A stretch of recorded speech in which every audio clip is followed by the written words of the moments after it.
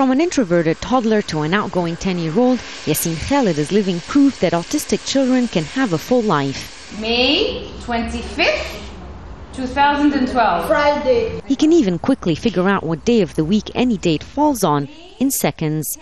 Diagnosed at 2, his parents, like most Egyptians, had no idea what autism was. There's a lot of hidden autism in Egypt because the children go by undiagnosed or they are categorized as being mentally retarded or with other disabilities, and there's no such label as autism in the government, within the government, related to policies or anything as such until now. There are also no statistics on its prevalence, but Suleiman, a psychologist who opened the country's only specialized autism center, estimates 1 in every 250 Egyptian children is born autistic, a brain disorder that affects communication and social skills. The hardest thing for parents of autistic children here is enrolling them in schools. The child needs to take an IQ test, and under the current system it's a verbal test, when the main issue many of them suffer from is difficulties in verbal communication. Only a handful of schools in Egypt are accepting autistic children, and not without tutors, which significantly adds to the parents' financial burden.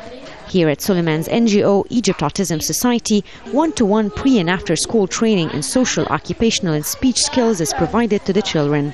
But the program can only take up to 32 students a year. 30% of them pay full fees, subsidizing most of the rest. Unlike developed countries, in Egypt, care for children with autism comes mainly from their families as opposed to any institutional support. And that's why Egypt Autism Society has been organizing awareness campaigns, including an annual walk for autism. Some Egyptians consider even talking about it a taboo, and there's almost no Arabic literature or websites to help families. The group's advocacy has already succeeded in convincing the health ministry to open up a subsidized class for autistic children in a public mental hospital in Cairo.